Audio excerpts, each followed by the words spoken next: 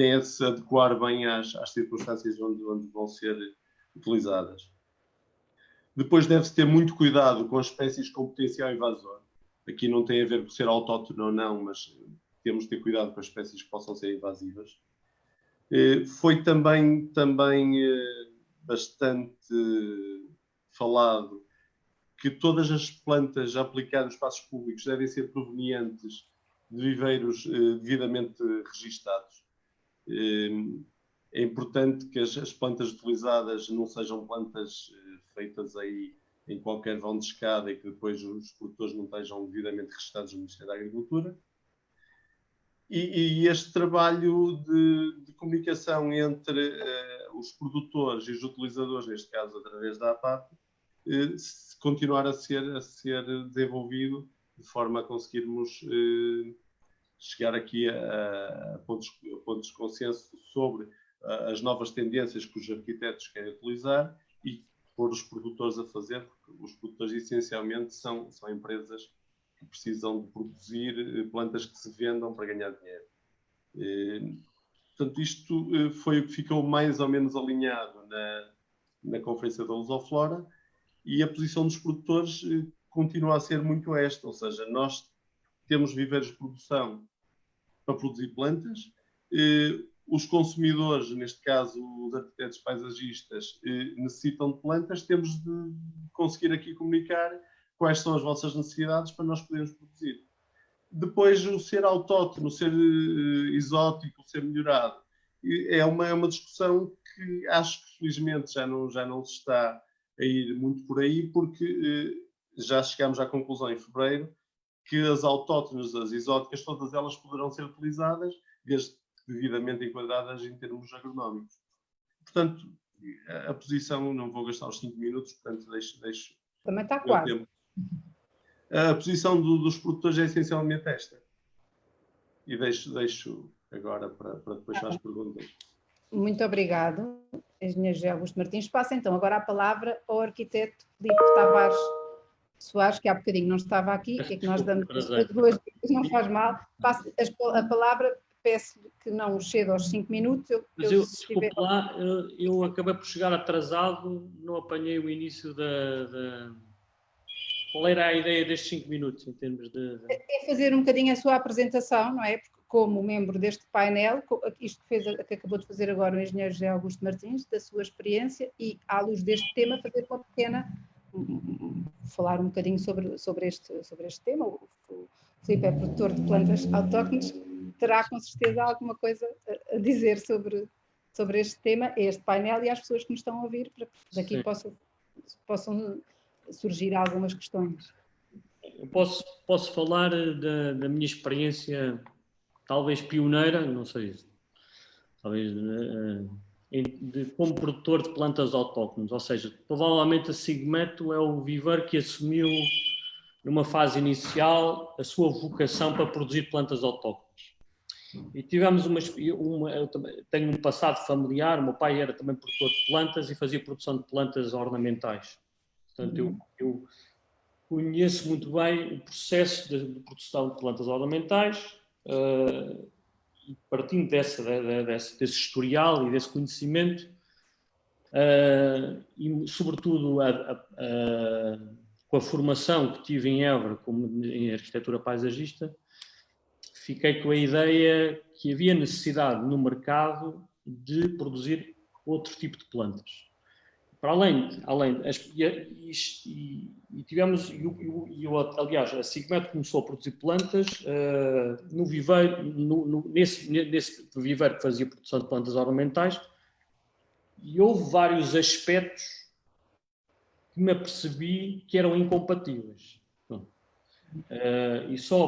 Ou seja, essa incompatibilidade tem a ver com várias coisas, começando pela questão do material de propagação. O viveiro de plantas ornamentais faz a propagação através de estacaria de plantas-mãe, plantas selecionadas, enquanto que a ideia, em termos conceptuais, da produção de plantas autóctones é com semente silvestre e preferencialmente com o reconhecimento da origem dessas mesmas espécies. Portanto, E eu só após um contato que tive com o mercado espanhol, que já tem uma experiência de mais de 20... tem neste momento 30 anos à nossa frente em termos de produção de plantas autóctones, mas percebi que a produção é toda feita com semente silvestre. E depois o próprio processo de produção também é bastante diferente, é mais, digamos assim,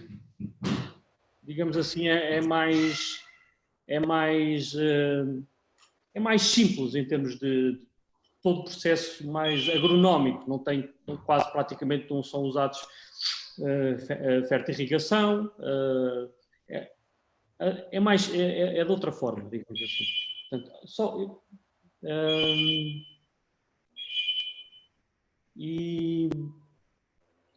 portanto, fiquei com essa ideia de que realmente a produção de autóctones, apesar de ser... Eu só espero só um minutinho, está bem?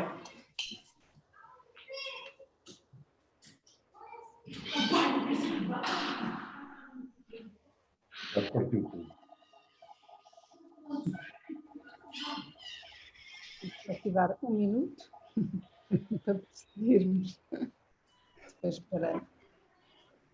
Se houvesse alguém que cantava um bocadinho neste programa.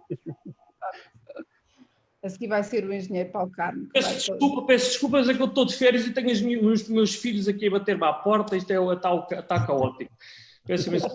É uma nova realidade, não é? Olá, Jorge, tudo bem? Não perca o seu raciocínio. Basicamente o que eu queria passar a ideia é que há realmente uma diferença muito grande pela experiência que tenho e o passado da forma de produção das plantas, porque elas são efetivamente diferentes em termos do seu comportamento e as próprias necessidades ao longo do processo de produção. Terminou? Filipe, ainda tem mais alguma coisa? Vamos continuar a falar, sim.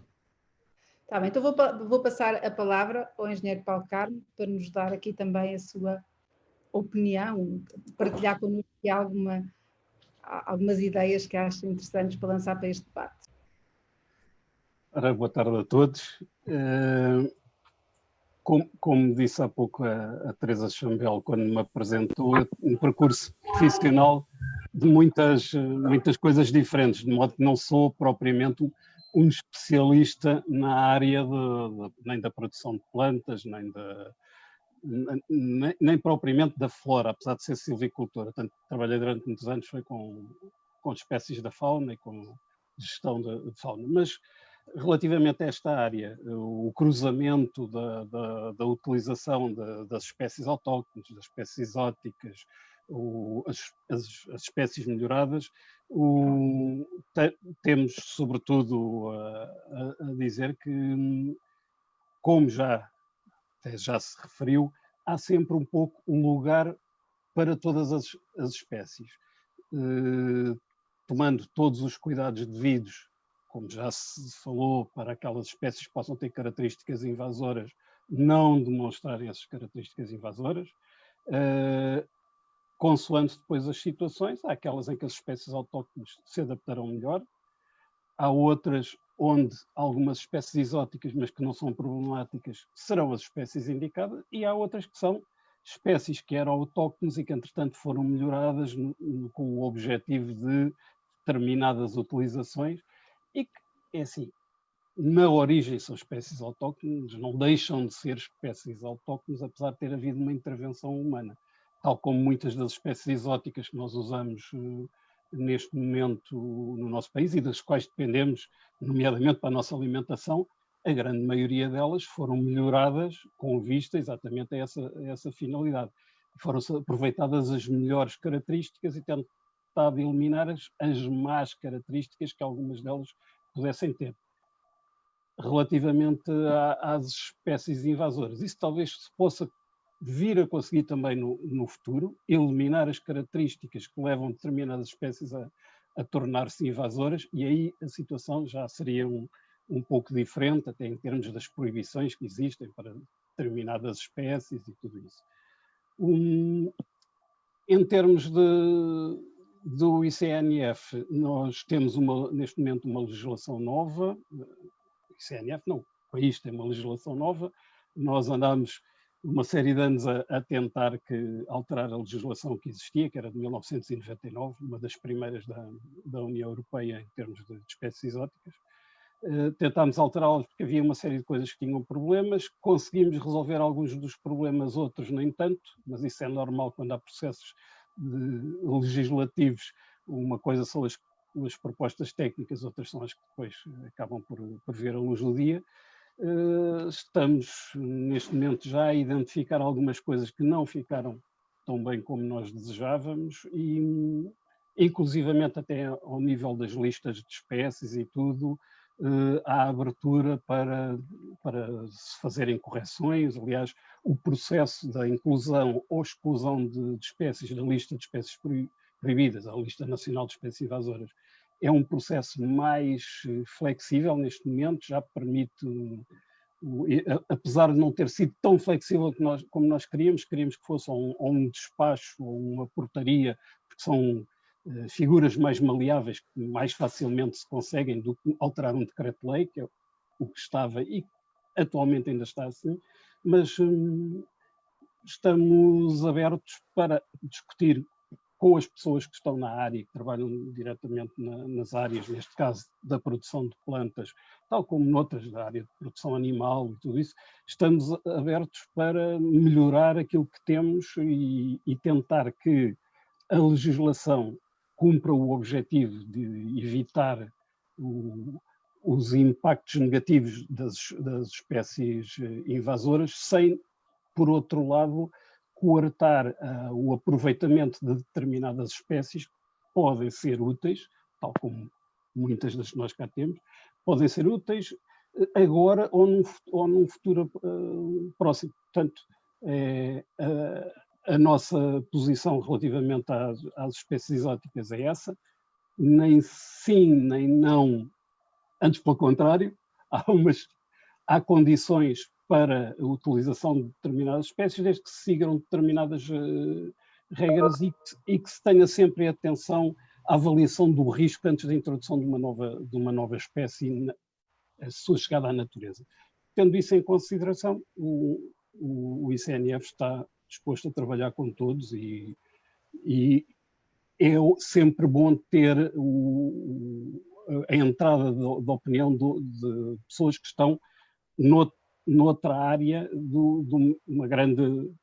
não é noutra área, noutra vertente de uma grande área, que é a utilização das espécies da fauna e da flora. E para agora... Muito obrigada. Vou então passar a palavra ao engenheiro Ladislau, que da sua vasta experiência como produtor terá com certeza alguma coisa a acrescentar a este painel. Claro que eu tenho coisas a dizer, não é só como produtor, é como homem, já vou para velho, os ossos já me doem todos, e às vezes tenho alguma dificuldade em entender coisas. E vou pegar na última intervenção, já que falou em invasoras, não era o meu propósito passado, que é por este assunto. Há uma história que eu vivi faz muitos anos, quando ainda não tinha... No momento da publicação da lista das plantas invasoras, do decreto-lei que regulamenta tudo isso, numa reunião de certa pompa, em Viana do Castelo, com nomes tais como o arquiteto Ribeiro Teles, o engenheiro Sousa Veloso, a Fina Flor, o professor Portas, a Fina Flor do pensamento agrícola, mais ou menos tudo ao disperso, mais as pessoas do Instituto Superior Agrário, não sei, o Instituto Politécnico de Viana do Castelo, portanto, a escola de Ponte Lima, que era a responsável pela organização daquilo, e muita gente. E um dos presentes, professor do Instituto Superior de Agronomia, açoriano, muito engraçado no seu falar, sem ninguém lhe pôr o assunto na mesa, dizia eu: fui coautor do decreto-lei das plantas invasoras e tenho vergonha que tivesse sido publicado. Ninguém tinha chamado a atenção para o assunto. O homem, com a sua boa vontade, de facto, o decreto-lei das plantas invasoras é uma autêntica vergonha, mistura tudo e isso é a racionalidade. Não é o facto da planta ser exótica que lhe dá menos funcionalidade para aquilo que estamos aqui a falar, penso eu, que é a floresta urbana. As plantas foram melhoradas, isto aqui para o senhor engenheiro Filipe Soares, que é a primeira vez que lhe vejo a cara. As plantas para a floresta urbana foram melhoradas porque, tecnicamente, o homem evoluiu e acha muito bem melhorar essas plantas. A maior parte delas são feitas de forma de multiplicação vegetativa. O seu pai fazia tudo multiplicativa. Não era para fazer piores plantas para o uso humano, era para fazer melhores plantas. Com multiplicação vegetativa, nós temos uma garantia das características das plantas. Pela produção seminal, essa garantia não existe. E depois há outras melhorias. Se misturarmos aqui estas lógicas das invasoras e das autóctones, um lilás, seringa vulgar, seu nome, é uma planta invasora. Invade tanto como uma acácia. Mas só invade, porque tecnicamente os homens deixaram de fazer essas plantas melhoradas. Elas eram enxertadas. Os jardins em França, que usavam à barda os lilás, só usavam lilás enxertados sob ligos japónico. E aí não era uma planta invasora, bem como algumas variedades de acácias que deixam de ser invasoras. Umas têm uma capacidade de multiplicação seminal enorme, outras têm uma capacidade enorme de se multiplicar pela divisão das raízes. Portanto, tem que se fazer aqui um melhoramento e elas deixam de ser invasoras. Este discurso de invasoras é, a meu ver, porque eu sou um troglodita, um bocado primário. Portanto, nós estamos aqui numa videoconferência usando altas tecnologias, longe de mim pensar quando ia trabalhar neste negócio, que um dia ia estar a falar com ilustres pessoas sentado na minha cadeirinha. E porquê é que nas coisas da ruralidade nós temos de ser trogloditas? Já não se aceita o homem rural que toma banho e que anda de fato. Este já não é rural. Rural é aquele que anda todo sujo, não digo outro termo. Portanto, estas coisas têm que haver algum tino no pensamento. E depois existem verdades, que são verdades que se vão implementando, são verdades absolutas. Para o engenheiro Paulo Carmo, eu gostaria que um dia passasse por aqui para ver a margem do Rio Minho. A margem do Rio Minho está toda destruída por um conceito que existe das pessoas que estão ligadas à floresta, a este ambiente todo da utilização de plantas. Está toda destruída porque as árvores plantadas na margem do rio caem, e quando caem, fazem para ali um cancro do tamanho do mundo e que as águas arrastam tudo. As margens foram-se desfazendo. A única forma de conservar margens do rio não é com plantação de árvores, é com o revestimento das margens com gramíneas. Não sofram o efeito do vento, que faz abanar as raízes, e quando a árvore cai, arrasta tudo, vai à árvore, vai à raiz. Não sei se sabem, mas eu sei, porque eu arranco todos os dias árvores, até às vezes no verão. As árvores têm um raizame que anda ali nos 80, 90 centímetros, no máximo 1 metro. Pois aquela coisa das raízes pivotantes, quando a árvore é grande, já não existe. Quando a árvore é alta e o vento lhe dá, claro que a árvore cai, que não tem uma base para suportar tudo aquilo. Portanto, manter é uma verdade absoluta, dita por toda a gente. As zonas ribeirinhas conservam-se com árvores. Eu entendo que, por ser zonas ribeirinhas, não se devem plantar árvores. Ou se plantarem árvores, arbustos de pequeno porte, que não ultrapassem os 2 metros, senão a margem vai se degradar. Eu mostro-lhe aqui a margem do Rio Minho, o estado aqui está, e com certeza os outros rios todos estarão. Portanto, em suma, quando estamos aqui a falar de árvores e de plantas e dessa coisa toda, porque suponho eu, que este também é o meu negócio, estamos a falar daquilo que eu passei a chamar há uns tempos atrás floresta urbana. O conceito é muito interessante, porque permitiu baixar o IVA de 23% para 6%, que é uma coisa boa para a atividade e para a produção de árvores e a aplicação das árvores no espaço urbano, e elas no espaço urbano desempenham exatamente as mesmas coisas que desempenham em plena serra, em plena natureza, sendo que desempenham mais uma, que é o equilíbrio da cidade, criam um clima mais ameno, fazem a fixação das poeiras, etc. Mas são árvores, sejam elas no meio da floresta, sejam elas na floresta urbana, no espaço urbano. Esta atividade evoluiu muito com o melhoramento das espécies. Hoje, o engenheiro José Augusto, o que produz é exclusivamente plantas de multiplicação vegetativa. O seu pai o fazia... Peço desculpa, concluísse, já Claro. chegou os 5 minutos, não se importa, desculpe lá. Então, pronto, eu vou acabar já. Eram plantas por multiplicação vegetativa. As plantas de produção seminal não são melhores que as outras. Podem ser interessantes, quer fazer que as faça. Agora, a cidade quer coisas como uma floração ao mesmo tempo, quer coisas mais ou menos uniformes, que suportem determinadas doenças, como por exemplo a fitófora, sejam mais resistentes às doenças que afetam agora as plantas, etc. E elas têm que ser feitas a partir das plantas que foram melhoradas e mais resistentes a essa bola. Acabei. Obrigada. Está a nos ouvir ou não? Obrigado, eu pela tua. Muito obrigada. Vou agora passar a palavra ao Jorge Cancela, para terminar aqui o nosso painel, que já temos aqui perguntas a entrar. Sim, senhora. Muito obrigado, Teresa. Muito obrigado a todos.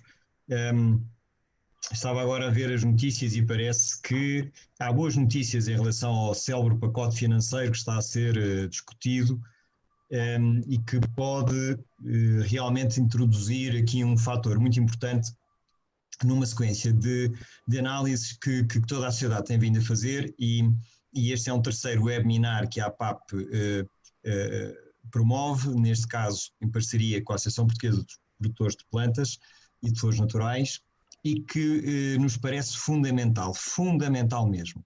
Nos webinars anteriores nós discutimos com outros parceiros, nomeadamente com o mundo académico e depois com o mundo empresarial ou com o mundo profissional, o que é que pode vir a ser o futuro das cidades e o futuro da paisagem do território nestes tempos que já percebemos que não vão ser exatamente iguais ao que eram há 6 meses atrás. E não tenhamos ilusões que 2 aspectos fundamentais, um que tem a ver com as alterações climáticas, também já devem ter ouvido que hoje a Gulbenkian atribuiu à Greta Thunberg o primeiro, acho que é a primeira vez que a Gulbenkian faz isto, o primeiro prémio para a humanidade, no valor de 1 milhão de euros, que ela disse que vai doar a instituições que combatem as alterações climáticas. E outra questão importantíssima é o fator que é considerado como o número 1 da resiliência, ou que pode pôr em causa a vida na Terra, que é a própria diminuição da biodiversidade.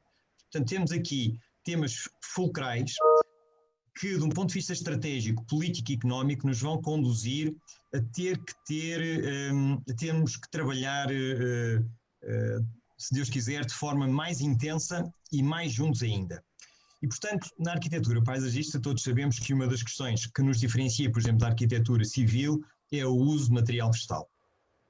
Nós trabalhamos os espaços, a luz, a cor, as sensações, essas coisas todas, mas a arquitetura normalmente trabalha com inertes e a arquitetura paisagista trabalha com vivos. E, portanto, o material vegetal é condição fundamental para o exercício da arquitetura paisagista. E, enfim, todos nós sabemos isto, mas julgo que temos que aprofundar e aproveitar esta oportunidade que muito gosto nos dá a nós arquitetos paisagistas e nós, a APAP, de discutirmos estes assuntos de uma forma tão interessante e até diria frontal como estamos a fazê-lo e que já começámos a fazer na Lusoflora, em Santarém, foi onde tudo começou, quando a APPFN convidou a APAP e onde sentimos que havia necessidade de aprofundarmos estes temas e agora estamos a aprofundar neste contexto. É como o engenheiro Ladislau dizia, não imaginávamos que seria assim, não é? Aos quadradinhos e à distância, mas cá estamos e é melhor do que não discutir, porque este é um assunto fundamental. Por outro lado, eu não sei qual é que é o valor de mercado das plantas ornamentais e de plantas utilizadas em arquitetura paisagista em Portugal, mas imagino que, seja muito ou seja pouco, grande parte dele também provavelmente virá de produtores que não são nacionais. Pelo menos é um pouco da experiência que nós vamos tendo nas obras, ou que temos já há bastantes anos nas obras, que vêm muitos da Itália, vêm de Espanha, vêm de Holanda. Sim, Teresa, deixaram de me ouvir? Eu deixei, não sei se as outras pessoas... Eu ouço bem. Então, Eu ouço. a minha, peço desculpa. Não, fazes muito bem. É super importante mantermos esta verificação. Muito obrigado. E, portanto, qual é que é também o peso que este setor tem e que, motivado por estes raciocínios estratégicos de que vamos ter que mudar as cidades, vamos ter que mudar a paisagem, claramente, isso é perfeitamente sabido, pelas alterações climáticas, pela resiliência aos fogos, pela floresta urbana, como diz o engenheiro Ladislau Silva, ou outro termo que queiramos usar, pela importância de biodiversidade, porque, enfim, temos aqui fatores que julgo que temos uma oportunidade muito grande de trabalharmos todos. E, como também já foi dito e muito bem, e julgo que todos os arquitetos paisagistas conhecemos isso e subscrevemos, é tudo uma questão de contexto. Há situações onde provavelmente só usaremos autóctones, porque estaremos numa situação onde assim o queremos, e há outras em que se calhar nem faz sentido usar. E, portanto, o que nós queremos, nós como projetistas, o que queremos é bom material vegetal, boas proveniências, boas capacidades de resistências a estes grandes impactos que elas sofrem também com as alterações climáticas, não só elas mitigam, mas também sofrem. Eu julgo que também estamos um pouco preocupados com algumas notícias sobre as pragas, nomeadamente a questão da chilela, não é, que temos receio que se possa propagar a uma parte significativa do território e, portanto, ter um impacto importantíssimo na nossa paisagem. E, portanto, temos aqui um conjunto de coisas, isto são 2 ou 3 pistas que eu gostava de lançar, que era o mercado e os produtores nacionais versus o mercado nacional, e se é ou não verdade a sensação que temos que muitas das plantas vêm de fora, e sim porquê, como é que podemos fazer para que todos nós compremos na prática, agora falemos enquanto compradores, não é? Porque eu não sou produtor e, portanto, só sou comprador, ou melhor dizendo, especificador, não é? Porque depois a compra é feita pelo dono de obra, muitas vezes entidade pública. Portanto, como é que podemos fazer para introduzir mais material vegetal com genética, no mínimo ibérica, não é? Idealmente no mínimo, enfim, ibérica, já para não dizer que seria idealmente no mínimo lusitana, mas isso deixa aos especialistas essa discussão. A questão da chilela, ou de outras pragas e doenças, e como é que nós podemos ter cuidado, ou como é que devemos controlar esse processo. E por último, como é que todos achamos que podemos trabalhar mais e melhor, porque vamos ter que o fazer. Se não fizermos, vamos sentir que perdemos uma oportunidade significativa, e eu julgo que nós, pela nossa parte, enquanto APAP, enquanto arquitetos paisagistas, e estou convencido que os outros parceiros também, o ICNF, a APPP, a própria revista Jardins, que a Teresa Chambel aqui representa, embora a Teresa também não se apresentou ela própria por modéstia, mas julgo que todos a conhecem. A Teresa Chambel é arquiteta paisagista, deve ser das arquitetas paisagistas com mais espaço mediático, porque há não sei quantos, enfim, eu diria anos, não é? Embora a Teresa ainda seja uma jovem há anos, que é figura, não sei se semanal, se diária, na televisão, na revista, portanto tem um trabalho notável de divulgação, a quem todos devemos muito. E, portanto, está aqui reunido um painel muito interessante para debatermos este tipo de assuntos. E termino agradecendo e agora estimulando um pouco, não é, Teresa, a participação ao debate, que isto é essencialmente um debate aberto a todos. Eu ia agora agradecer a todos os intervenientes. Eu acho que foram lançadas aqui pistas muito interessantes, que todos nós podemos agarrar para continuar o debate. Vou pedir às pessoas para enviarem as suas dúvidas e vou começar por, já tenho aqui algumas, eu vou ler as dúvidas das pessoas e depois quem achar que está mais, não é mais apto, que tem mais a ver consigo responder esta pergunta, eu peço-lhe que responda. Já tenho aqui muitas, vou começar pela primeira. Portanto, é do Cláudio Gaspari, que diz: a minha primeira questão está relacionada com a utilização de plantas não autóctones nos jardins públicos. Sabendo em que áreas urbanas muito extensas, por exemplo, a área metropolitana de Lisboa e a área metropolitana do Porto, a presença de espaços verdes e baldios representa a continuidade dos ecossistemas regionais, em que medida não utilizar plantas apenas autóctones não será melhor para a biodiversidade no seu total, no seu todo, fauna e flora? Quem é que quer responder a esta pergunta? Eu respondia. Então pode responder, engenheira Ladislau, com certeza. É que, quando nós estamos a falar da tal floresta urbana, estamos a falar de um exercício de racionalidade. Não é o facto de ser autóctone ou de ser da minha família que transforma o meu familiar numa pessoa honesta, os outros são todos honestos, e da mesma forma não se transforma uma planta autóctone numa planta boa para aquela função. A maioria das plantas autóctones que eu conheço e muito utilizadas nos projetos de arquitetura paisagista, nomeadamente o Salix atrocinere e Almus glutinosa, que é o que se usa mais, parece que é uma música nova, um rap, são plantas que vivem pouco tempo, partem com facilidade. O Salix atrocinere é uma praga do tamanho do mundo. É das piores pragas que há em planta-se uma. E passado meia dúzia de anos, se o terreno for úmido, meia dúzia de 4 anos só, tudo está inundado de Salix atrocinere. E cada planta, ao fim de 20 anos, 18 anos, caiu, tombou, o vento cai, parte. A cidade não se compadece com estas coisas. O Pópulo de Alba, não sei se é autóctono, se não é autóctono, a capacidade poluidora desse show em plena cidade é de ser tida em consideração. Estamos a falar de um exercício de racionalidade. E não é o facto de ser autóctono ou não ser autóctono que dá função humana. O que nos interessa a nós é a colocação em espaço urbano de plantas que cumpram a função. Por outro lado, queria só aqui acrescentar uma notazinha. Nesta fase dos acontecimentos, onde eu já estou nisto há quase 40 anos, a evolução foi muito lenta, muito lenta. E quando demos um passo gigante que teve a ver com o acontecimento, convemos Portugal, especialmente em Lisboa, que avançámos muito, depois progredimos nos 20 anos seguintes, ou nos 18 anos seguintes, começámos a regredir. Foi o momento em que as cidades se modernizaram e consideraram a planta como uma parte essencial no crescimento das cidades. Não nos interessa, nesta fase, se a planta vem de fora ou se é produzida pelo nosso vizinho. Claro que no exercício de racionalidade, se puder ser produzida pelo nosso vizinho, vai com certeza ficar mais barata.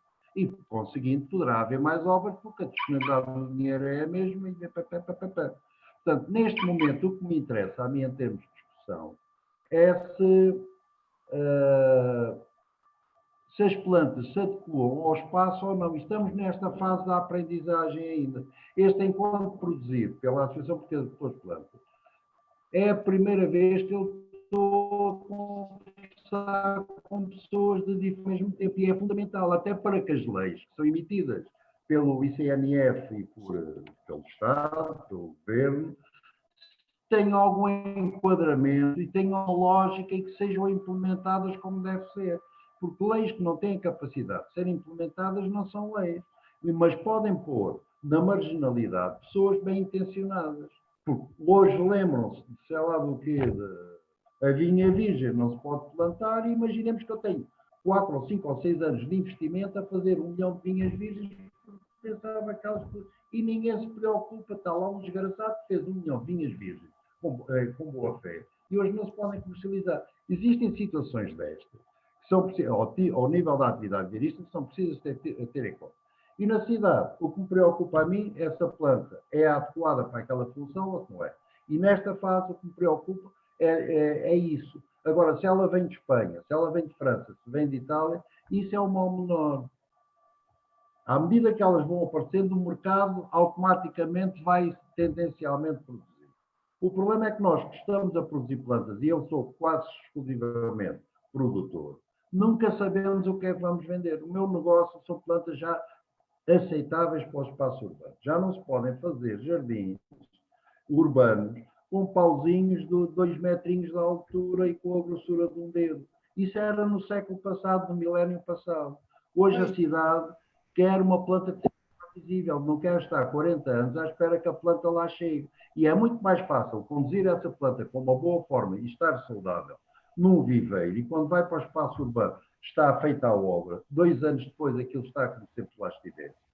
Agora, o que é necessário é aprender também a plantar as plantas, a cuidar as plantas, a carregar as plantas, a descarregar as plantas, toda essa lógica. Nesta fase, o que me interessa a mim é definir estes conceitos. As plantas para utilização em espaço urbano, sejam elas autóctones ou não sejam. E uma base de discussão, todas as leis feitas para produzir a legislação que proíba a utilização de plantas é, a meu ver, um mau serviço que se presta a tudo isto. É errado. O erigeron, aquela erva inofensiva que dá uma florzinha ou uma almequer que aparece em relevado, sobretudo no norte, está dentro da lista das plantas invasoras. Isto como essa muitas mais. Tenho. Obrigada, Engenheiro Ladislau. Eu não sei se o Cláudio Gaspar ficou... Se alguém quer acrescentar alguma coisa... Sim, gostava, se fosse possível, de complementar um pouco o que disse. Eu ia dizer se alguém queria complementar. E, relativamente ao que estamos a falar, eu parece-me que estamos a andar um bocadinho para trás. Porque na Lusoflora chegamos a um consenso unânime dos participantes que o problema não eram os autóctones e as exóticas, mas sim as invasoras e as que não têm potencial invasor. E, portanto, agora parece-me que estamos a andar para trás outra vez na discussão, que é uma discussão já muito antiga da história das autóctones. O que é importante aqui é ter alguns conhecimentos agronómicos, que eu acho que falha muitas vezes ao nível dos projetistas, e ter conhecimentos e saber se aquela planta se adequou ou não àquele local, se adequou ou não àquele solo, se adequou ou não àquela compactação.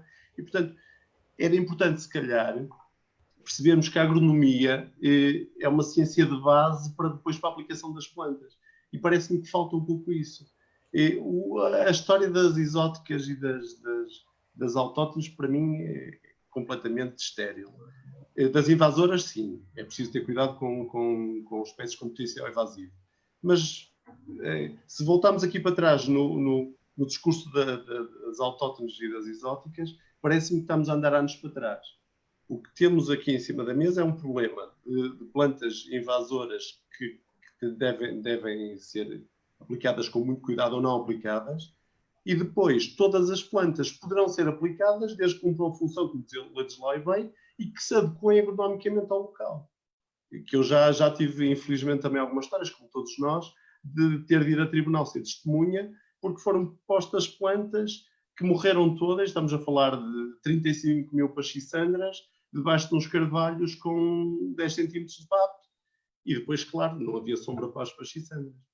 E, portanto, aqui quem devia ir para o tribunal devia ser o construtor contra o arquiteto paisagista e não, ao contrário, o dono da obra contra o construtor, que as plantas tinham morrido todas. Mas isto acontece com muita frequência.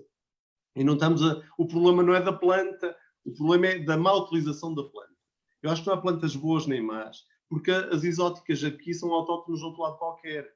E, portanto, esse discurso, eu acho que devíamos, para dar um passo à frente, devíamos falar plantas adequadas ao local, para isso temos de ter conhecimentos agronómicos, e depois ter cuidado com as plantas invasoras. Eu gostava desta chega para a conversa poder ser um bocadinho mais... Claro que sim. Ter perspectivas de futuro. Muito obrigada. Eu gostava também de juntar aí mais algum comentário a isso. E relativamente a esta questão, é como disseram, as exóticas são autóctones em algum lado, até as próprias invasoras são autóctones na sua terra. A questão é o local onde se podem utilizar e onde é que elas não vão causar problemas. Mesmo no caso das autóctones, há algumas que se calhar usadas em espaço urbano, e como referiu o engenheiro Ladislau, vão causar problemas, ou porque largam substâncias que causam alergias às pessoas, os pólenes. Há muitas que, para utilização em espaço urbano, têm sobretudo a ver com o que é que se adapta ao local e se, mesmo adaptadas ao local, elas não vão trazer inconvenientes para as pessoas, nomeadamente aí a questão das alergias. Esta pergunta que foi feita aqui sobre a presença dos espaços verdes, espaços verdes, encarando como parques e jardins, claro que têm um objetivo determinado, que é a fruição pelo cidadão, e aí, claro, tem de se usar a planta que estiver adaptada para aquela situação. Não vamos pôr, podem ser plantas autóctones, mas se estiverem cheias de espinhos, não vamos pôr aquilo para as pessoas andarem a passear pelo meio, atravessar-se elevados ou coisas assim do género.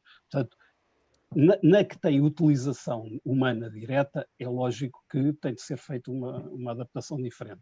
Agora, a questão aqui da pergunta de utilizar para a continuidade dos ecossistemas regionais, o que é que seria melhor para a biodiversidade? Aí eu vejo pelo que se refere aqui a questão dos baldios.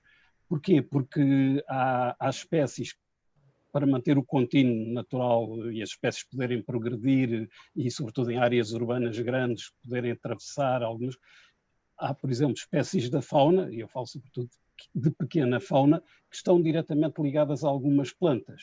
E aí, se houver terrenos baldios onde existem algumas plantas dessas, se calhar elas aproveitam e progridem por aí, se calhar não aproveitam da mesma forma um jardim onde não tenham nenhuma planta da qual normalmente se alimentam ou que lhes sirva de abrigo normal. São duas questões diferentes. Aqui esta pergunta ia buscar as duas questões diferentes.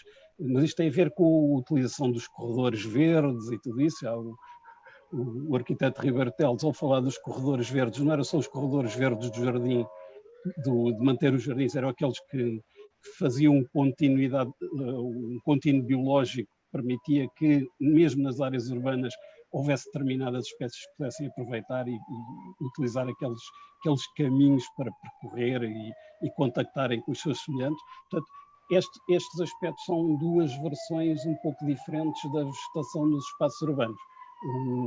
Como eu dizia, não é propriamente a minha especialidade, mas acho que aqui podem surgir estas as duas vertentes, e também penso que os arquitetos paisagistas também normalmente estão alerta para esse aspecto. Muito obrigada, Engenheiro Paulo Carmo. Eu vou passar então, se calhar, à pergunta seguinte. Já percebemos que isto vai...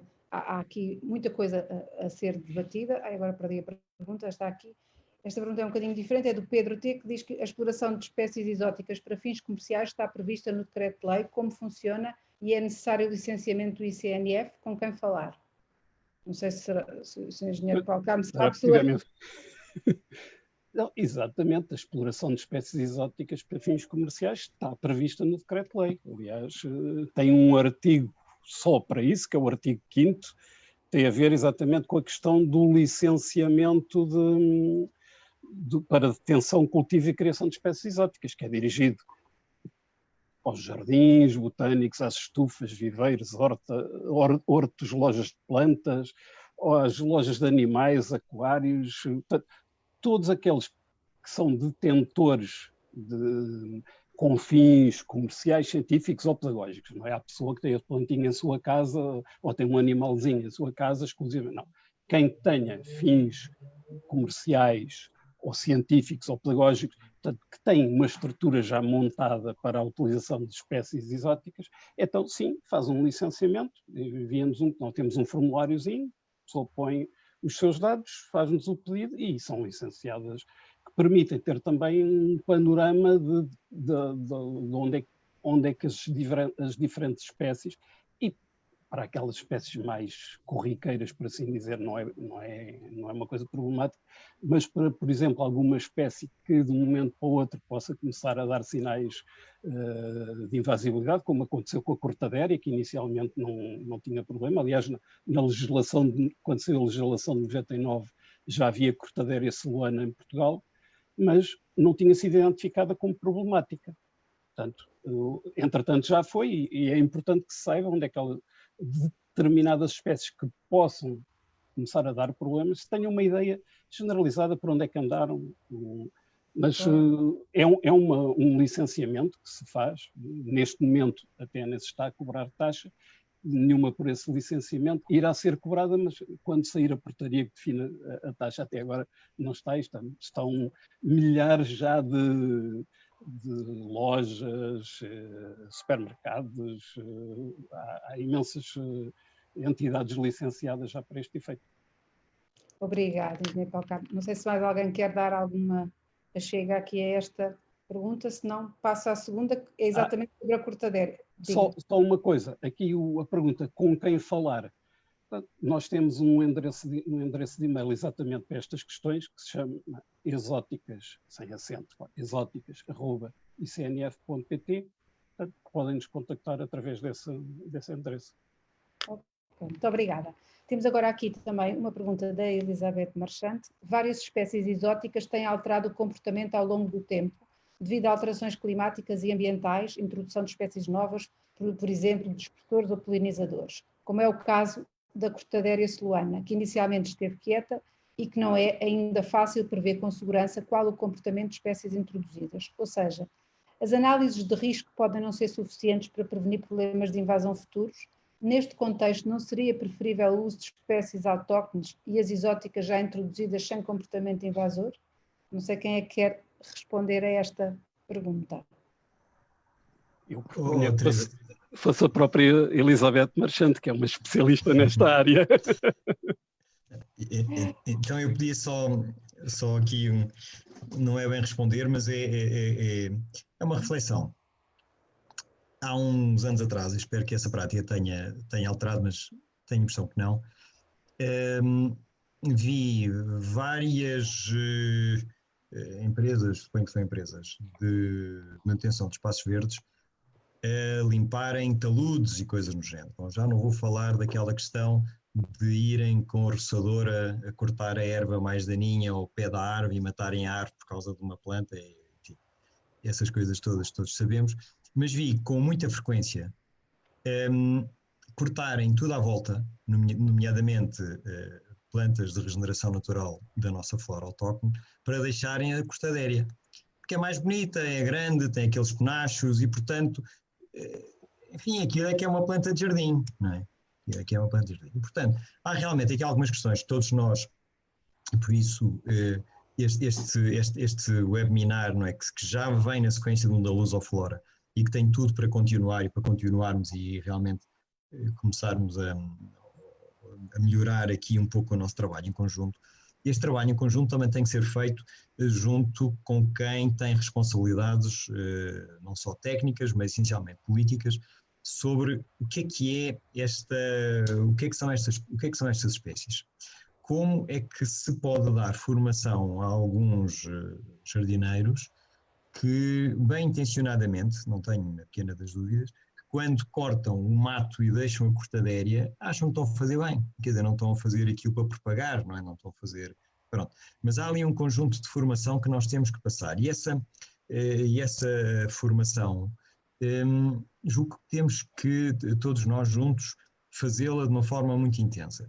Fazer chegar à população que o chorão, não é, que é outra das questões, não segura os taludes, como tantas vezes ouvimos dizer, que a cortadéria não é uma planta bonita e inofensiva, que, sei lá, um conjunto de outras, já não vou falar do jacinto aquático, que essa coisa já passou, mas há uns anos atrás, esquece, 10 ou 15 anos, os jardins de água tinham que ter um jacinto aquático e depois foi o que se viu. E, portanto, há também aqui um papel que eu acho que é importantíssimo, todos nós, a Associação Portuguesa de Arquitetos Paisagistas, a Associação Portuguesa de Produtores de Plantas, ICNF, através da divulgação, que, por exemplo, que a Teresa, que tu tens feito em várias coisas, de deixar muito claro o que é que são as espécies invasoras.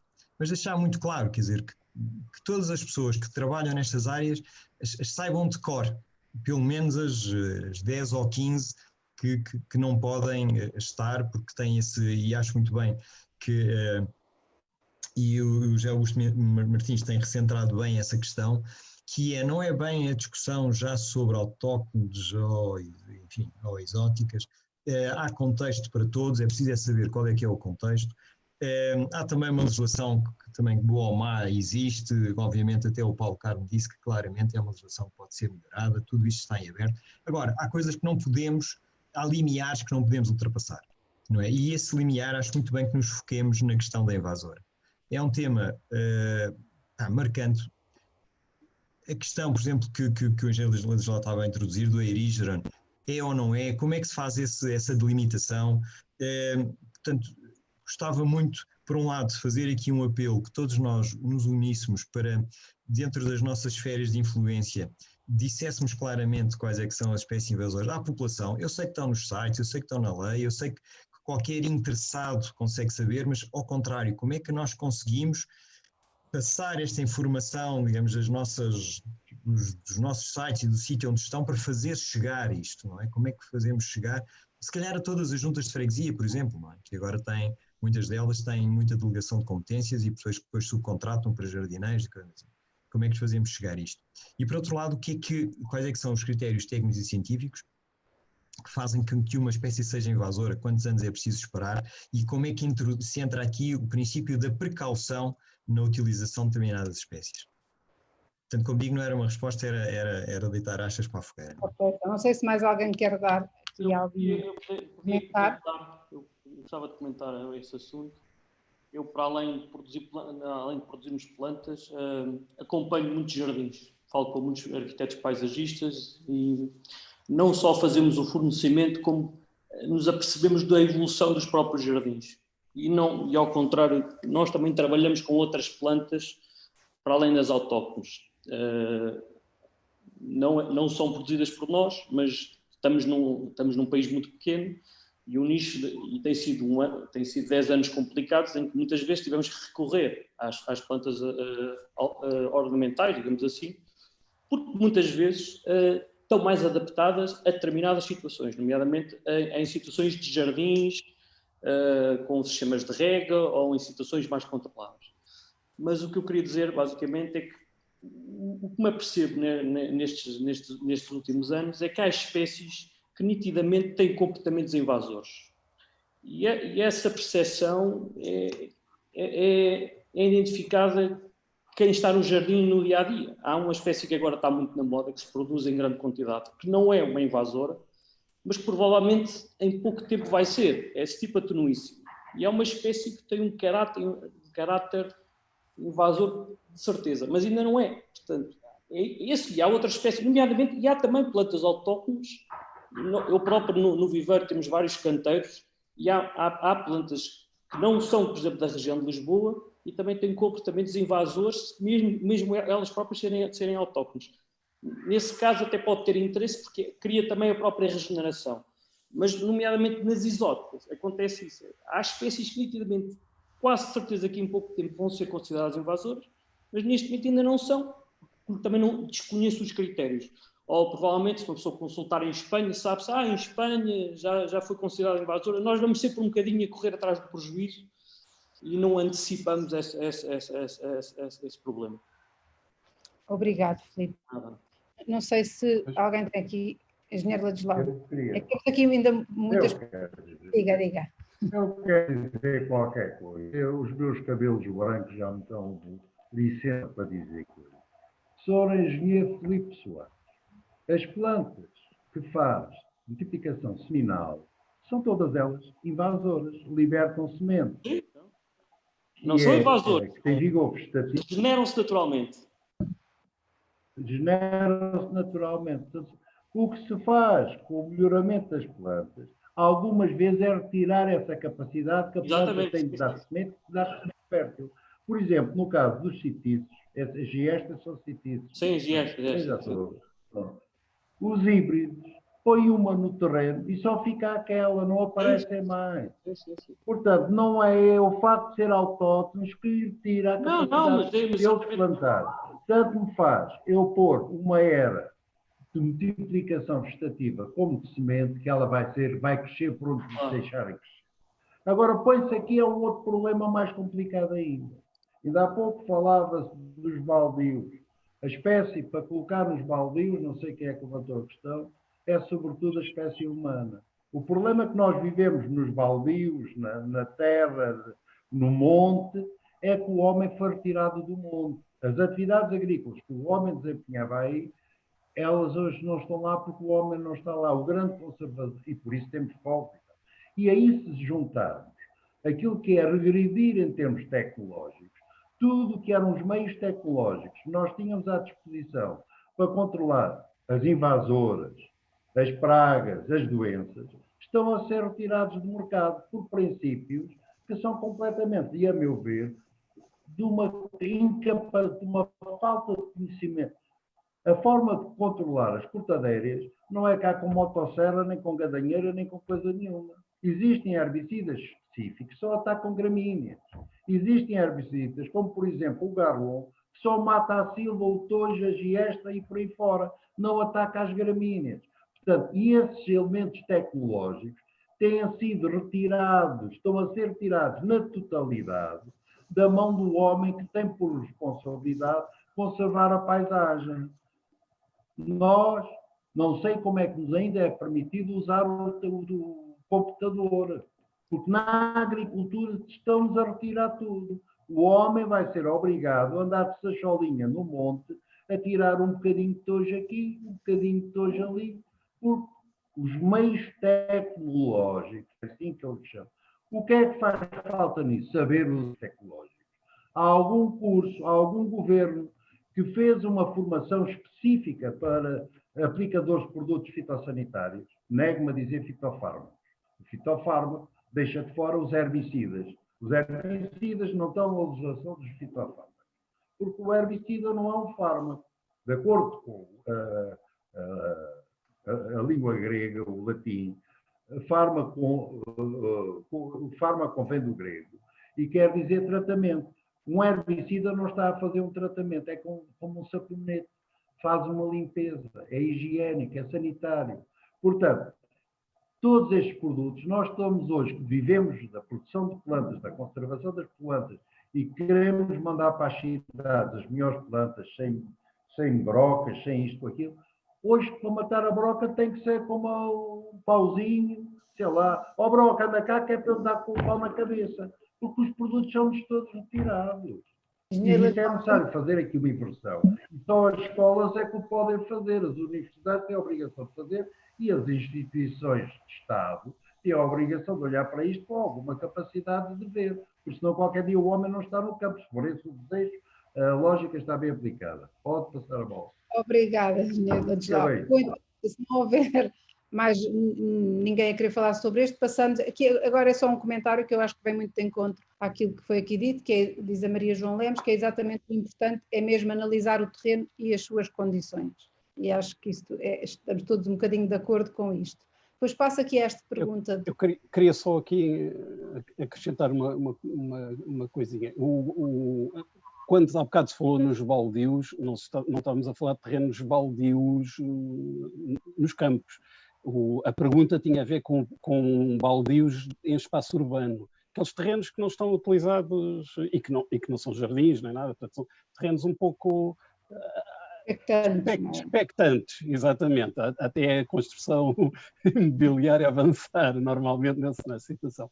Mas era nesse sentido que a pergunta falava em baldios, era baldio em espaço urbano.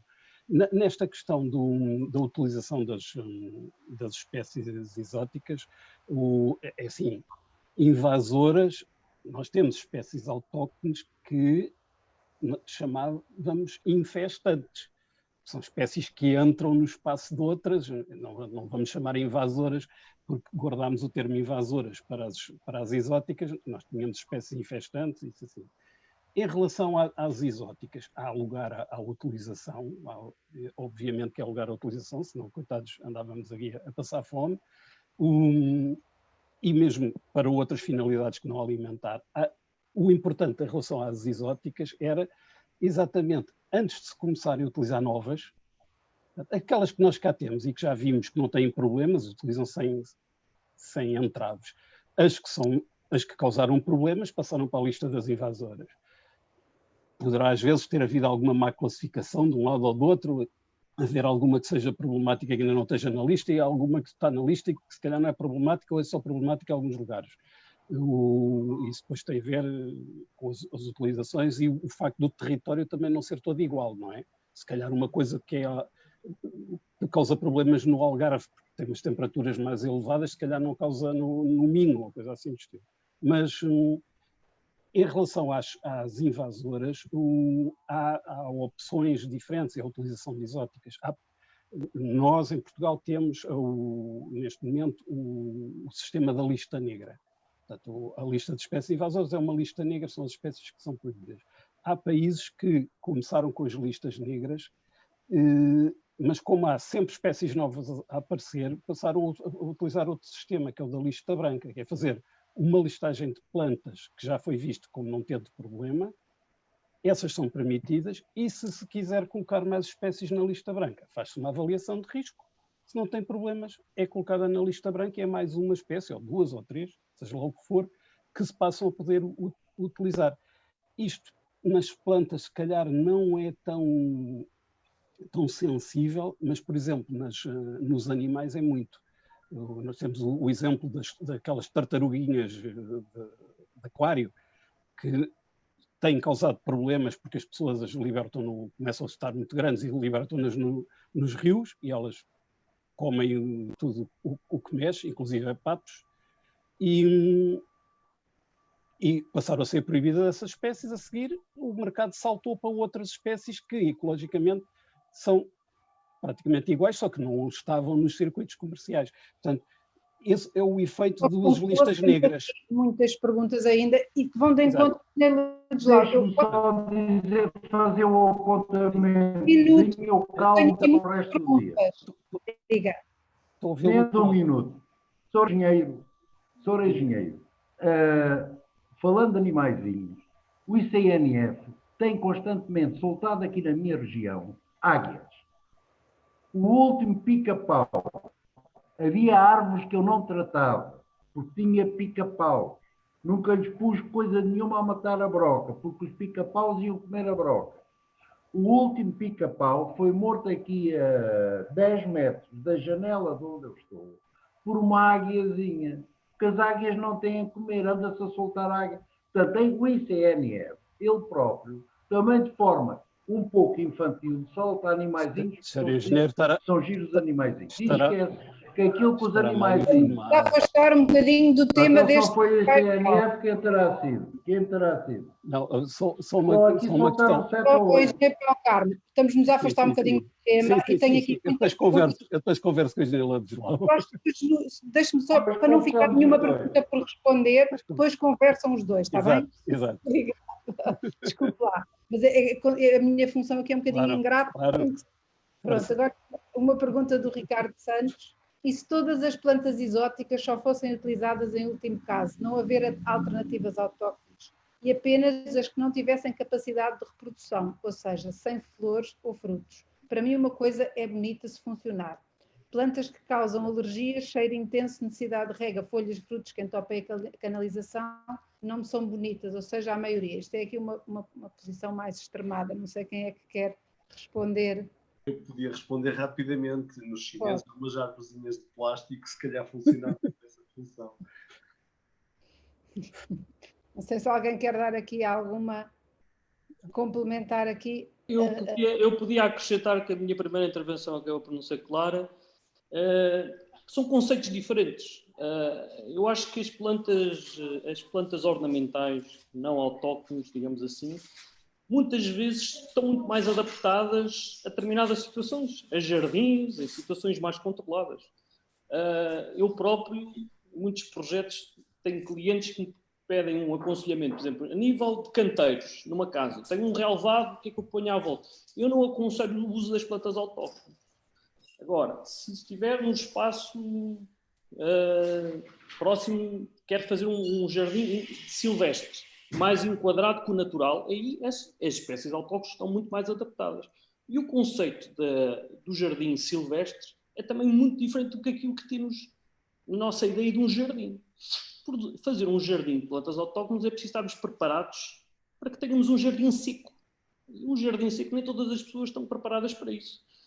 Porque as plantas autóctones, efetivamente, para resultarem, usam muito menos água, ou mesmo, praticamente, temos que controlar muito. Pode é que conseguimos ter um jardim. Portanto, na minha perspectiva, na experiência, eu tenho pouca experiência, só tenho 10 anos disto, e no espaço, e naquilo que tenho participado, é essa a minha ideia em relação a isso. E portanto, é uma questão de conceito. Há um jardim mais tradicional, mais verde, mais controlado, que tem determinadas espécies que são mais vocacionadas para isso, sem dúvida nenhuma, com mais florações, mais prolongadas, e depois há um jardim silvestre, de continuidade com a natureza, uma coisa mais silvestre, com menos manutenção, com menos água, que é outro conceito. E isso é uma questão também de gosto ou de critério, e cabe a cada um de nós decidir qual é aquilo que mais se identifica. Alguém quer complementar aqui esta resposta? Ou posso passar? Eu, mas vou ficar calado. Há uma questão na utilização de espécies exóticas, às vezes são para a produção de fruto, portanto é difícil estar a utilizar uma planta que já não possa produzir fruto, se o objetivo é exatamente esse.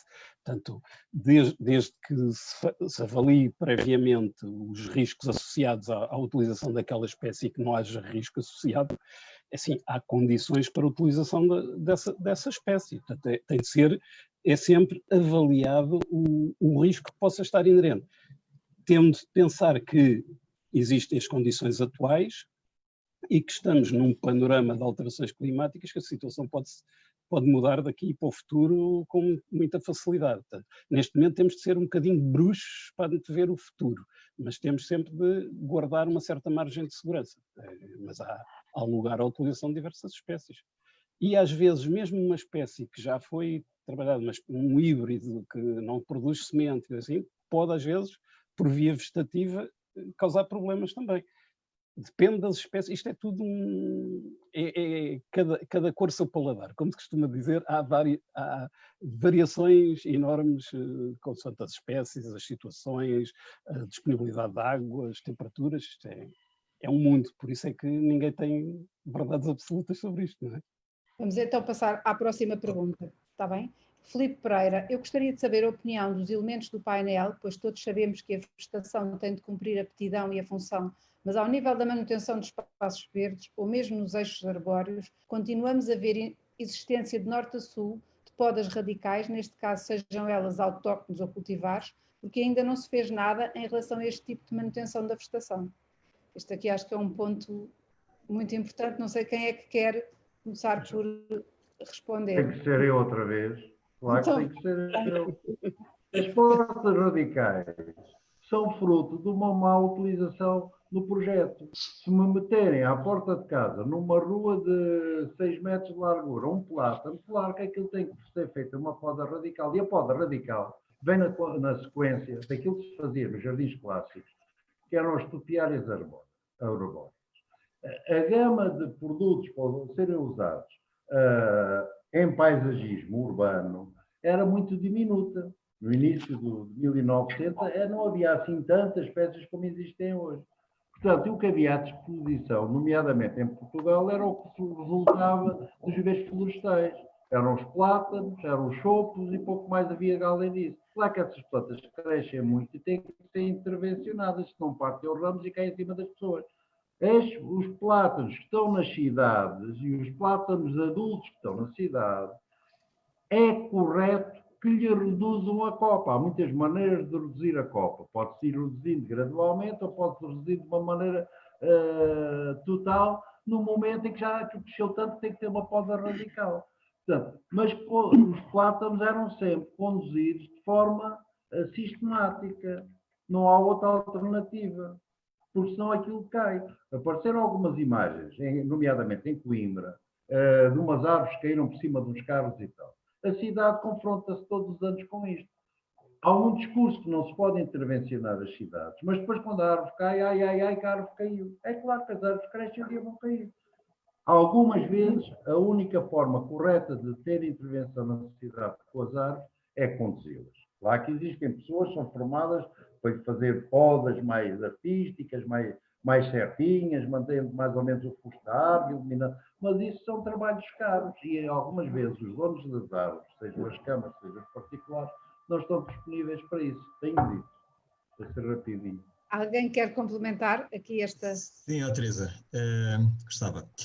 O engenheiro Ladislau disse que são erros de projeto, queria dizer que são erros de instalação, porque bom seria que fossem erros de projeto, quer dizer que tudo teria projeto e nós sabemos que não é assim, mas eu compreendo perfeitamente a ideia e estou globalmente de acordo. Estou globalmente de acordo. Na verdade, isto prende-se também com aquelas questões que estávamos a falar, não é? Acho que já todos sentimos que a questão tem a ver com o contexto e as perguntas anteriores e estas são boas, porque estamos a fazer um jardim de sombra no interior de um apartamento, quer dizer, a liberdade criativa pode ser total e a liberdade de utilização de material vegetal pode ser escassa em função das espécies. Estamos a recuperar um jardim histórico, é uma coisa, estamos a fazer uma praça urbana é outra, estamos a fazer o enquadramento de uma via é uma outra coisa, estamos a fazer uma intervenção de recuperação, de restauro ecológico é outra, e portanto o que nós como projetistas, o que gostaríamos de ter era por um lado, uma diversidade de soluções que respondam àquilo que nós queremos do ponto de vista da concepção. Sim? Ouvem? Sim. Sim. Ok. E, portanto, o que nós queremos ter é, em função do projeto e da obra e da manutenção, não é? Porque um arquiteto paisagista nunca consegue ver as coisas, ou não deve, julgo que não. Nenhum arquiteto paisagista vê isto separado. A gente sabe que trabalha com o vivo e o vivo mexe, não é? E como disseram muito bem, portanto nós temos que pensar quando ele é pequenino, quando ele cresce, quando ele eventualmente até tem que ser substituído. E pensar nesta perspectiva de ciclo, nós essencialmente precisamos muito destas parcerias com os produtores de material vegetal. Muito. Isto é uma relação, se calhar, bionífica numa primeira fase, entre projetista e, portanto, quem escolhe e quem tem o material. Depois, obviamente, também quem mantém, e aqui entra muito bem esta pergunta deste nosso colega, amigo, que seja, sobre esta questão. Portanto, é a mesma situação que se punha há bocadinho com aquela história de deixar a cortadeira e cortar o resto. Tem que haver formação a este nível, isto tem que ser encarado de uma forma muito profissional. Vou só recordar um número que, aliás, falámos nele lá em Santarém, que é fruto de uma tese de doutoramento, portanto, ciência, não é? Eu cito muitas vezes, da Ana Luísa Soares, nossa colega arquiteta paisagista, professora do Instituto de Agronomia, que em contas de euros sobre os custos de uma árvore urbana, de uma boa árvore urbana, entre os custos, as várias questões da rega, da manutenção, dos seguros, dos programas de gestão e de administração, enfim, até dos eventuais danos, e os proveitos ligados a aspectos mensuráveis e, portanto, quantificáveis em termos de energia, retenção de água, valorização imobiliária do sítio onde se implanta, enfim, ela fez esta comparação muito bem feita e chega à conclusão que o retorno de uma boa árvore urbana, e agora focando-nos nesse aspecto, é de 5 vezes. Ou seja, nós gastamos 1 e ele dá-nos 5. Isto é notável, quer dizer, é notável. Acho que não há investimento nenhum urbano que tenha este retorno. Agora, precisamos disso exatamente de, por um lado, a administração dizer que a árvore urbana não é como as crianças mais pequeninas fazem, e às vezes nem elas, um pau e uma bola em cima. Não é? Mas elas lá um bocadinho frio, um aspecto que me parece importante. É a questão das raízes. Que não se pode conhecer só o tronco e a copa, tem que se conhecer o sistema. Tem que se conhecer o espaço, tem que ser as necessidades, tem que se conhecer esse equilíbrio entre o material vegetal. E mesmo nós, arquitetos paisagistas, precisamos de ter essa proximidade cada vez maior com os produtores e, eventualmente, até sermos elucidados, porque ninguém sabe tudo, não é? Portanto, em conjunto é que fazemos o nosso melhor. E depois passarmos essa informação para o cliente, seja o cliente da obra, seja essencialmente o cliente da manutenção. Assim, contas rápidas, um jardim custa 10 vezes, ou melhor dizendo, em cada 10 anos o jardim custa outra vez o mesmo quase a manutenção, não é? Depende disto, obviamente, depende dos parâmetros que tipo estamos a falar, mas a manutenção muitas vezes é muito mais cara do que a construção. E, portanto, nós temos que pensar não só como lá pomos a planta agora, mas como é que ela fica daqui a 10, a 20, a 30, a 40, a 50 anos. E, portanto, precisamos dessa diversidade, desse acompanhamento e dessa visão global. E passa a bola.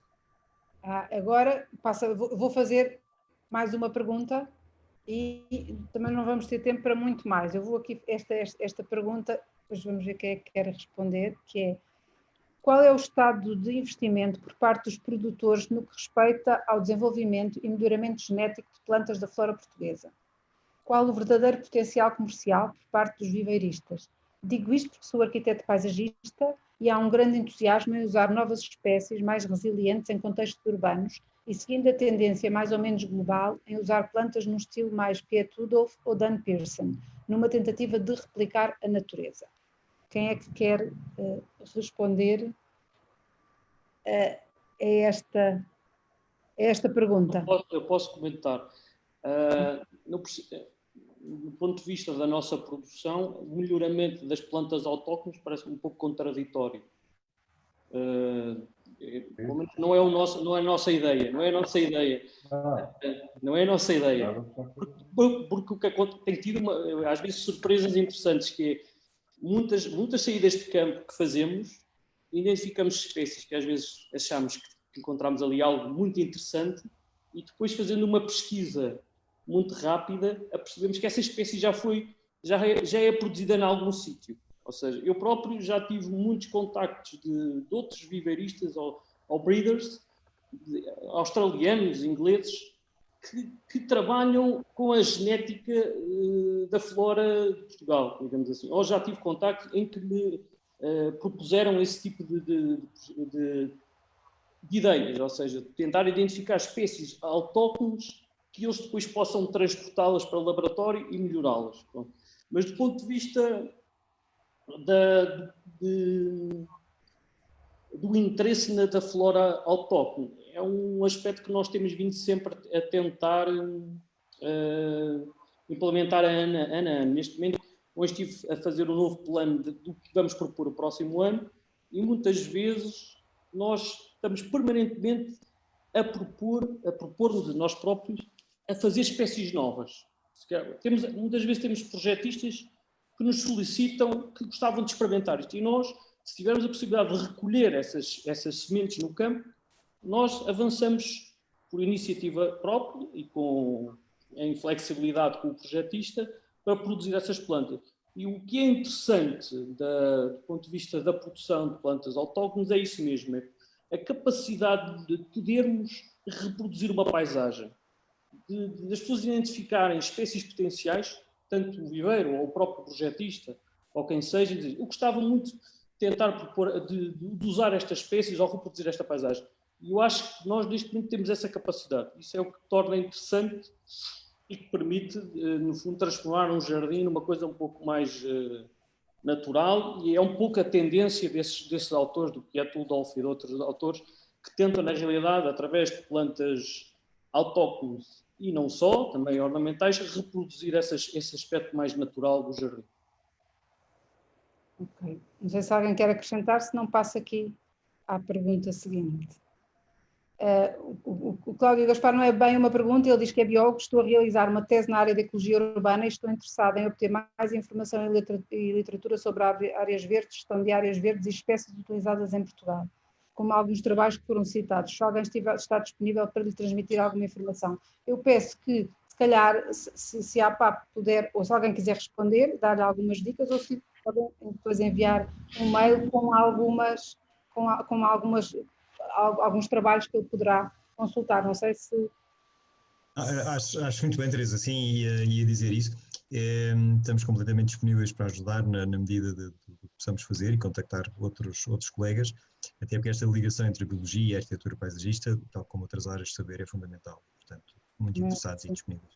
Portanto, se o Cláudio quiser enviar aqui o seu e-mail, depois a APAP entrará em contato com ele para lhe referenciar algumas obras. Ele já pôs aqui.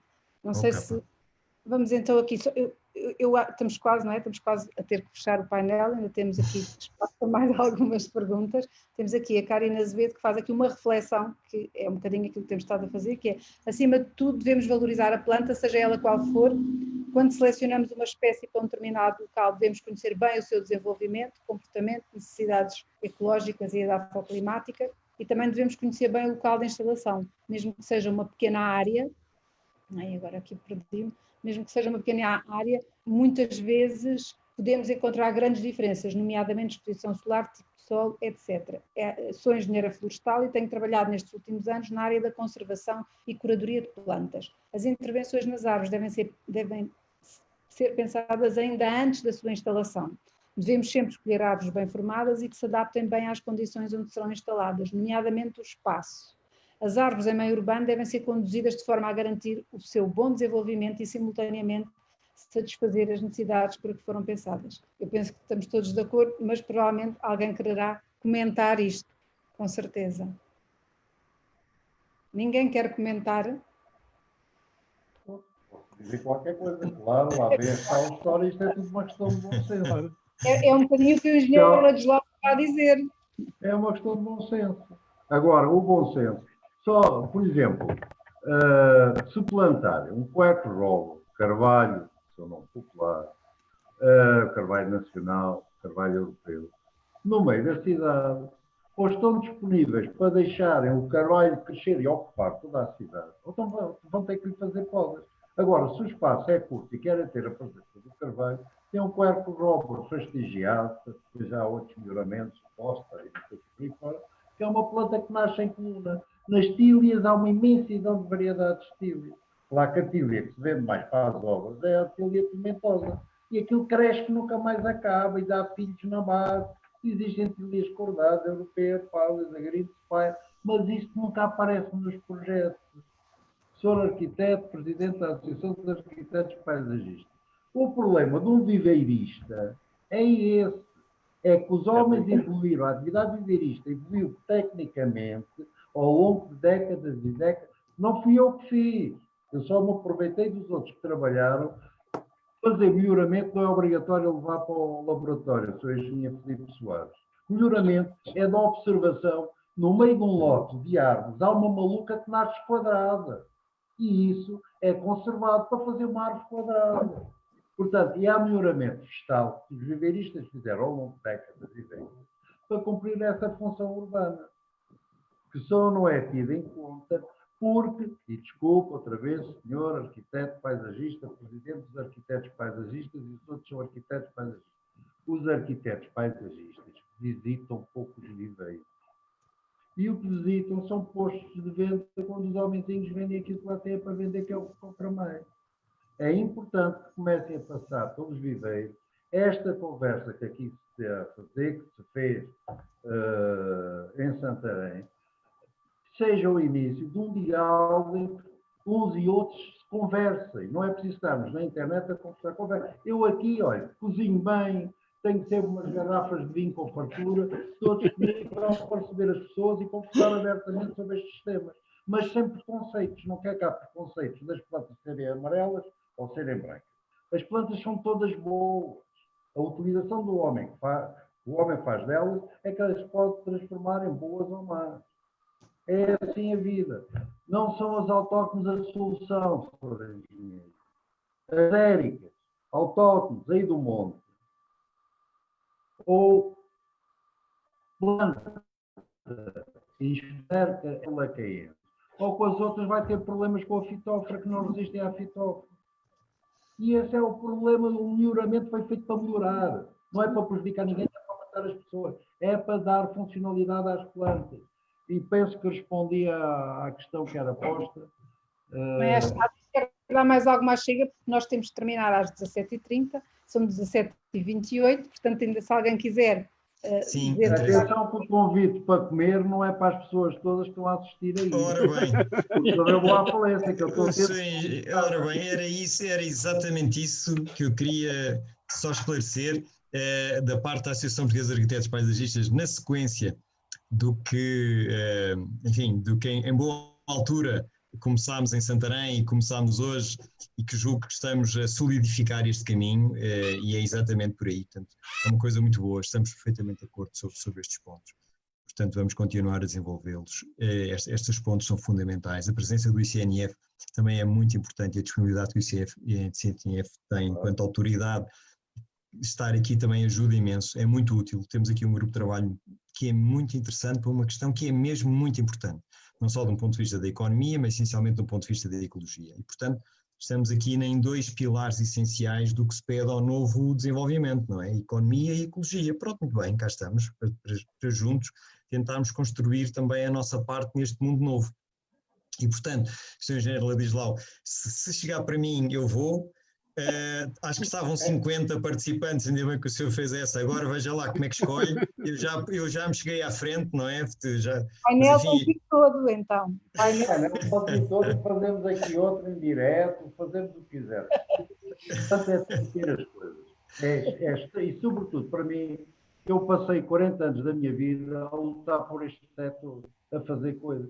Abdiquei da família, abdiquei de tudo para lutar por este setor. E tenho uma tristeza imensa de 40 anos depois, ver tudo isto a andar para trás. Vejo isto com tristeza, com amargura. 40 anos da minha vida estão neste 38. É bom que isto ande para a frente, sem preconceitos nenhum. Eu gostava de aproveitar em nome da Associação Portuguesa das Produtoras de Plantas para manifestar a total abertura. Acho que há aqui duas coisas. Há uma que é entre instituições, não tenho dúvidas que vamos continuar a conversar. Portanto, a esse nível acho que está resolvido. Mas também me parece que todos os produtores estão abertos, têm os seus viveiros abertos, a que todos os arquitetos paisagistas vocês possam organizar visitas com excursões, agora que o Covid não sei como é que pode ser, mas organizar visitas aos viveiros para perceberem o que realmente se faz em Portugal.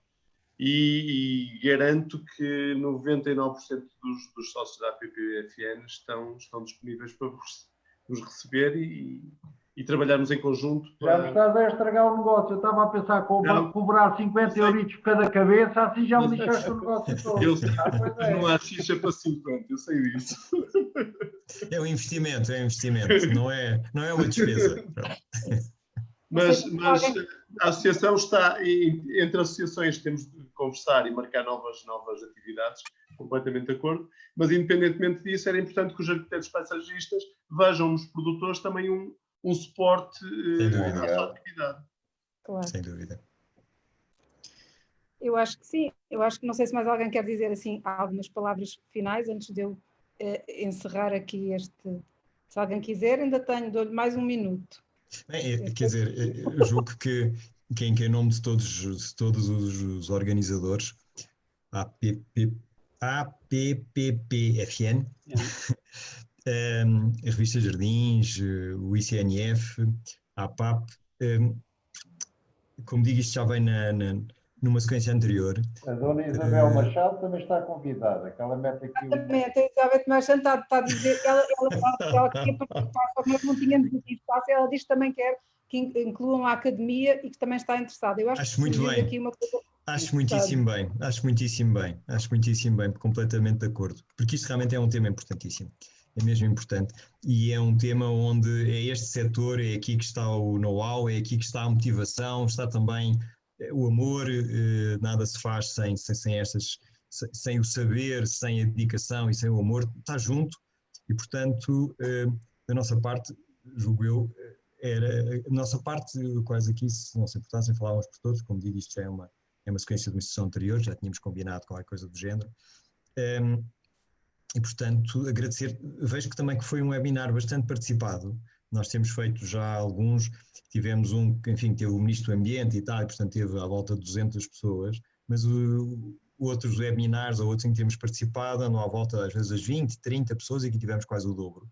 É sinal, julgo eu, e a quantidade enorme de questões e perguntas, infelizmente, muitas delas se calhar ficaram sem o tempo necessário para as debater, julgo que todos compreendem também o contexto onde isto tem que ser feito, e a Teresa geriu muitíssimo bem o tempo e de uma forma caríssima, como é seu panágio, não é com mão firme, mas suave, portanto ótimo. Mas já... 5 homens, tenho que dar o meu melhor. Não, eu acho que somos todos muito bem mandados, Teresa, acho que somos todos, não é? Basta tu levantares a sobrancelha e a gente cala-se logo, não é? Só combinar qualquer coisa. Mas há matéria para continuarmos, e da nossa parte demonstrar, voltar a falar na relevância deste tema para a profissão da arquitetura paisagista. A arquitetura paisagista define-se por muita coisa, mas uma delas é pelo bom uso do material vegetal. E, portanto, nós temos mesmo de saber usar bem o material vegetal. Ninguém nasce ensinado e, portanto, vamos trabalhar e vamos continuar a trabalhar juntos para isto. E eram estas palavras finais. Muito obrigado. Eu também só quero agradecer a este painel brilhante. Eu acho que foi um tempo muito bem passado. Eu aprendi muito. Espero que a audiência também tenha gostado. Quero agradecer o convite que a Associação Portuguesa de Arquitetos Paisagistas me fez e a Associação Portuguesa de Produtores de Plantas e Flores Naturais, com que eu também tenho uma boa relação, e também deixar aqui, como diretora da revista Jardins, a abertura para publicarmos também todas estas matérias, se acharem interessante, tenho essa disponibilidade, tanto na revista impressa como no site. Portanto, eu penso que isto é Diga. A revista também subsidia algum almocinho. Temos que pensar nisso, Engenheiro Ladislau. Já que o Instituto da Conservação da Natureza não avança, temos que ver. Olha, não, eu posso fazer uma coisa. Finanças é muito complicado. Não, mas pronto, eu como a Teresa disse, eu tenho aqui uma pequena agricultura que é o pé de Santarém, como sabem. Epá, não tenho muita carne, né? Mas tenho ovos. Agora, se gostarem de vegetais no prato, a gente inventa para aqui umas coisas e fazemos aqui uma coisa vegetariana ligada à terra, ou fazemos um magusto, um magusto não é de castanhas, não é? Um magusto aqui do campo, com feijões e couve e não sei o quê. Epá, pera lá, você é pior que eu. Deixa lá o feijão, deixa lá a gente apanhar o feijão, de lá mais 3 semanas. Mas sim, mas temos muito gosto também de poder fazer aqui uma animaçãozinha. Não é? Eu queria só pedir desculpa se ouviram alguns sons estranhos vindos aqui desta. Não, é que tenho aqui 2 papagaios mesmo ao pé de mim a fazerem um barulho. E como está muito quente aqui, assim começou a aquecer. Tem espécies exóticas aí no seu gabinete. Todos os dias recebemos e temos de lhes dar encaminhamento, animais que fogem, que aparecem feridos, todos os dias temos qualquer coisa. Mas aproveito em relação às aves, só para dizer ao engenheiro Ladislau que É possível que andem a largar algumas aves, são as dos centros de recuperação que são largadas. Até já e não me admira que até como um pica-pau, não me admira nada. Até já aconteceu estar a ser largada uma... Acabaram com ele. Sim, mas até já aconteceu estar a ser largadas aves, não eram de rapina, e vir no momento em que está largada e estão as criancinhas a ver, vem uma ave de rapina e come a ave que foi recuperada e acabada de largar. Imagina a cara das crianças. Mas conheço que pode acontecer situações dessas, sobretudo se as largarem todas muito perto das acabar, eu já não vejo pica-paus aqui há anos. Há anos, não há 2 anos. Mas pode ter tido a ver com isso, efetivamente. Então, vamos continuar depois desta conversa noutro sítio, não é? Já tivemos aqui vários convites, agora temos que gerir, porque isto é uma agenda social muito intensa, temos que ir responder a todos os convites. Resta-me agradecer e mostrar a minha disponibilidade sempre que precisarem. Acho que isto é muito interessante e fazer mais webinars destes e de outros temas que possam interessar aos produtores de plantas e também aos arquitetos paisagistas e a outros técnicos do setor. Acho que é muito importante e dar os meus parabéns por esta iniciativa. E ao mundo. E ao mundo em geral. É aberto a toda a gente, quem quiser pode assistir. Então, muito obrigada. Obrigado.